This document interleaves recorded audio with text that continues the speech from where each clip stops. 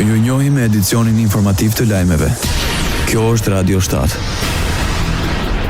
Komisionerja për zgjerimin e Bashkimit Evropian Marta Kosi cilëson si të trisht rrugtimin e Maqedonisë së Veriut drejt integrimit. Kosta se do të jetë dështim i madh nëse gjatë mandatit të Komisionit Evropian, Unioni nuk zgjerohet me ndonjërin nga vendet e rajonit. Në disa aspekte rajoni ishte më mirë përpara 20 viteve se sa është sot dhe ka 2 ose 3 tregime shumë të trishta. Njëra prej tyre është se Kosova nuk mund të ecë përpara. Një tregim tjetër i trisht është Maqedonia e Veriut. E dini, nëse do të duhet të prisni me Ukrainën, aq sa ka pritur Maqedonia e Veriut për të filluar negociatat, Ukraina do të fillonte negociatat në vitin 2045. Dhe sigurisht, kështu është edhe Bosnia dhe Hercegovina, ta Marta Kos, komisioneri i Bashkimit Evropian për zgjerimin. Presidenti i Malit të Zi, Jakov Milatović, nuk dekreton ligjin që parashes se plazhi i Madh i Ulqinit të jepet me qira për 99 vjet një biznesmeni arab për ndërtimin e objekteve turistike dhe të banimit.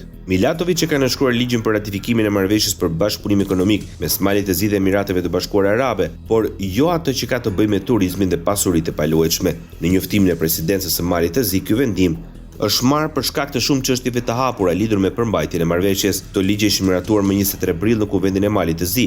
Ato marrëveshje ishin kundërshtuar nga deputetët shqiptar, ndërsa konfirmuesi investitori Muhamet Alabar do të ridrejtonte interesin e tij në Malin e Zi.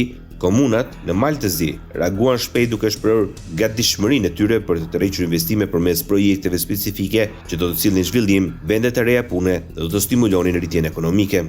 Bota. Presidenti rus Vladimir Putin shpalli një armpushim 3 ditor në Ukrainë që do të hyjë në fuqi më 8 maj dhe do të zgjasë deri më 11 maj duke përkuar me festimet e fitores së Rusisë në luftën e dytë botërore. Sipas Kremlinit, vendimi është marrë bazuar në konsiderata humanitare duke shtuar se pala ukrainase duhet ta ndjekë të shembull, ndërsa paralajmëroi se në rast shkeljesh, forcat armatosura të Rusisë do të reagojnë në mënyrë adekuate dhe efektive. Në Washington, shtëpia e bardhë konfirmoi se presidenti Donald Trump dëshiron një armpushim të përhershëm.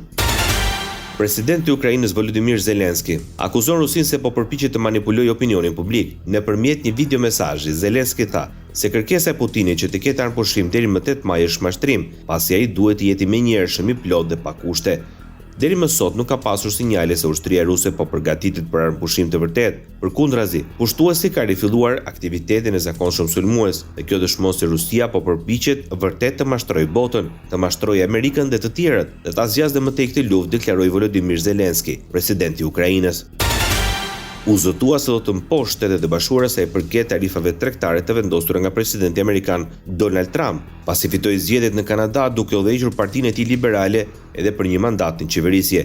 Mbretëria e Bashkuar ka uruar Kernin për fitoren, ndërkaq shefi i Bashkimit Evropian tha se bloku do të punojë me të për të mbrojtur vlerat tona të përbashkëta demokratike, do të punojë për një tregti të lirë dhe të ndershme. Pas fushatës zgjedhore, të dominuar nga tarifat e vendosura nga Trumpi, Kerni premtoi se do të udhëheqë një rrugë të re përpara në botën që argumentoi se kishte ndryshuar thelbësisht për shkak të tarifave tregtare. Ndoqët lajmet shkurt në Radio 7, zëri pozitiv i qytetit.